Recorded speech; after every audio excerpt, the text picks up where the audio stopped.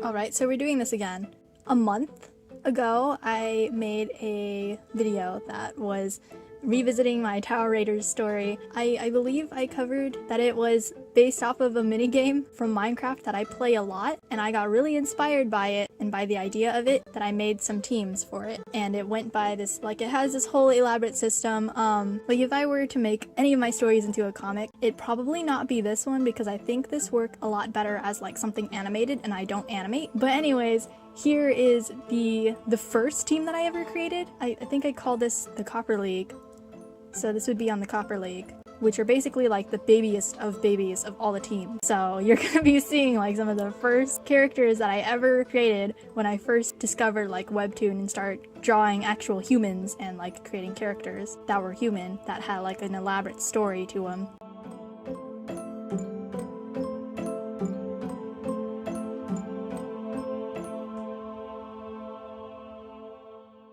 The title for this is probably going to be like Fanime thumbnails because ideally when I was making these pictures I was putting episode blank underneath the title, which is why this picture is titled specifically The Third Skirmish with like the episode number underneath. But like I said, if I were to turn any of my stories into comics, it definitely would not be this one because this would probably do better as like an anime or something. But I don't animate anything.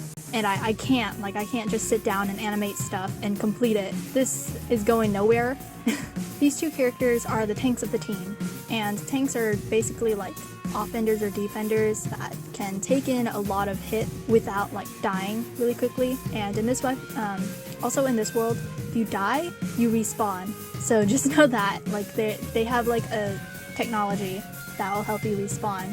I don't exactly know what it is, but I'm pretty sure it's just like a teleporting technology that'll just like teleport you away before you completely die and heal you up and stuff. I haven't gone too far into that world building aspect, but basically I've drawn Sunami once before and she had a sword. This is where they have new weapons, so she has a spatha, which is basically like a sword that has another blade on the other end. I believe I also gave her upgraded armor because they did upgrade the armor, and at this point in time and where I've taken their story, they basically had new armor and new weapons that were introduced to their league, which is basically the Copper League, which is like the lowest of the low. That's where you start out, and that's where all the newbies get better and go forward into their whatever journey. So you might be looking at the other player in this group and you will notice that they do not look human. I did not color them to look human. The last take that I did of this, I was having such a hard time trying to figure out how to pronounce his name because I've never had to say his name out loud before in my entire life, I don't think. But I've settled for Kyro from the last time that I did a Tower Raiders drawing. They don't necessarily need to be human in this story. Like, this story has a lot of different species and stuff. Like, I'm not gonna put names to the species or anything because like they're not all the same, but basically it's just all based off of people's skins. So whatever you can create on a Minecraft skin can exist here.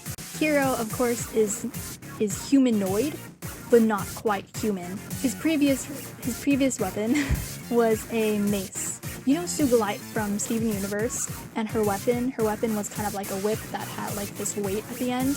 That was basically what his weapon was just like this, basically like a mace. But now he has these claw gauntlets, which are better for up close fighting, and because he's a tank, it works out.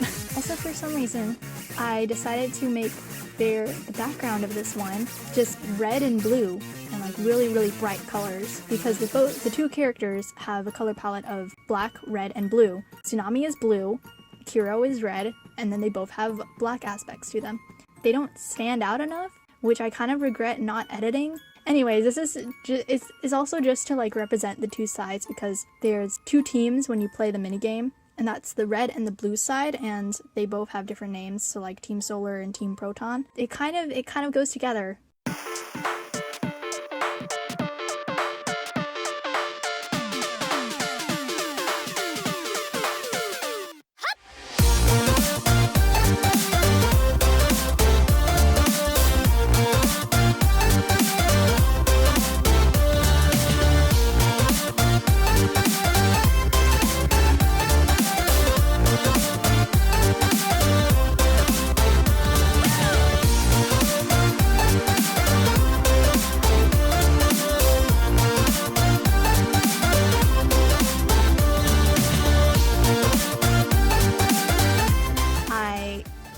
this one new weapons because this was like basically the point in the story where they got new weapons.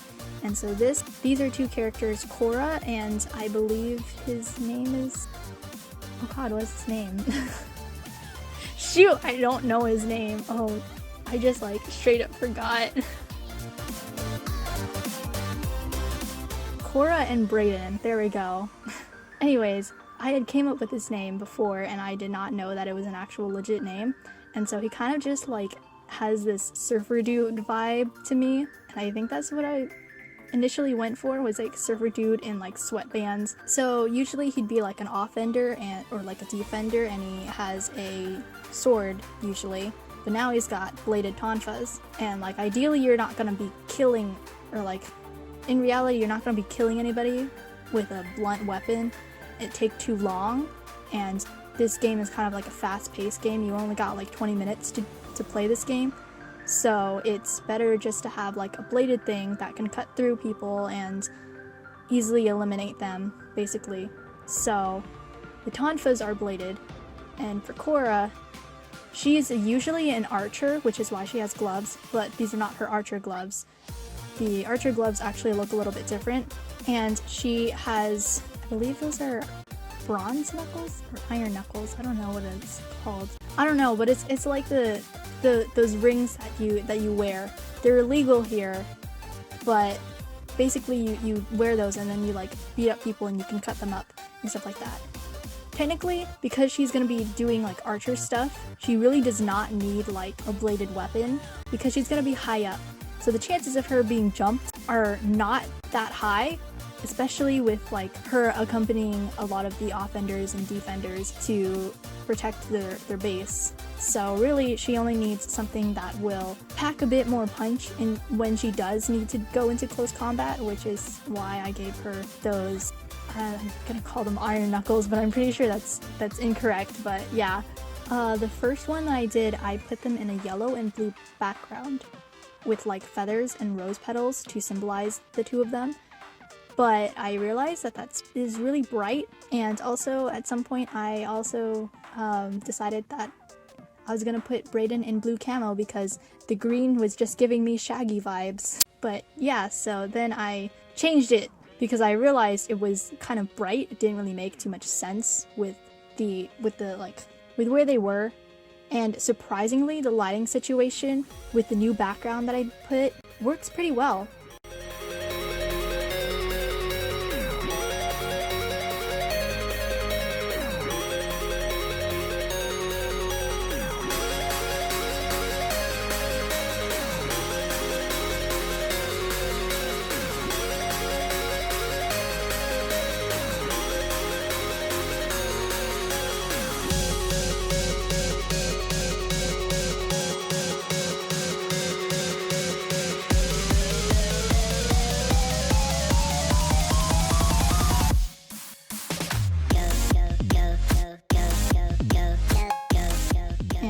I believe this one is the 4 new weapons as well, but I don't know because I scribbled out the name for it. Essentially, at this point in time, they're playing a game against another team, and on the other team is a person who likes the main character, who is the guy in this picture. This is the first time that I've ever introduced the main character. I believe the person that I based him off of had the word Atari in their name, and so it was like Atari gamer or something like that, and I decided, you know what, that sounds like an interesting name, so I put it there, and without knowing that it was like a brand. And when I found that out, I was like, that kind of sucks, so I changed his name to Tori. So the previous picture, the pose was based off of Third Shift Society when they had their thing on the main webtoon page. This one is based off of a scene in like one of the Dan Plan podcasts. This was like Ann and Hosa, I remember, and they had like stolen like a necklace from like a snowman or something like that. I don't know, they were killing Santa in that podcast, but yeah. So I saw that and I was like, you know what, this makes sense, because in the progression of the story, both Sunami and Willow, who is the cat girl in this picture, they teach Tori how to play the game, basically, because he's a newbie. And they've been there for like a few weeks, few months, I don't remember how much I put on there, but like is much longer than any of the other players, and so they're kind of teaching him the game. And one of Willow's strengths is being a flag. And being a flag means like you go out and you capture the flag, because that's essentially what Tower Wars is that you go out and you capture the other team's flag. It's like a glorified capture the flag thing. She teaches Tori about it, and all of a sudden he's now grabbing flags, and that is like what he's practicing, basically. The other person on the team notices Tori, and she gets like really obsessed with him almost. It's essentially like almost yandere-like, but like not to that extent. And that's why this is titled Dear Mr. Flagman, because like that's supposed to be her writing stuff for him. It's essentially like pretty creepy. Also, honestly, Willow would have looked so much like Kawaii-Chan from F Miles My Street if I did not decide to have a spur of the moment change and make her like Pacific Islander or Asian. I don't know exactly what that race would be, but like I know that she's still Asian. She's just dark skinned, and honestly, she's really pretty in this palette. I knew that she was gonna have like some type of pink on her, but then I decided to scrap that for purple, and that with her skin color looks really, really nice. Or at least in my opinion it does.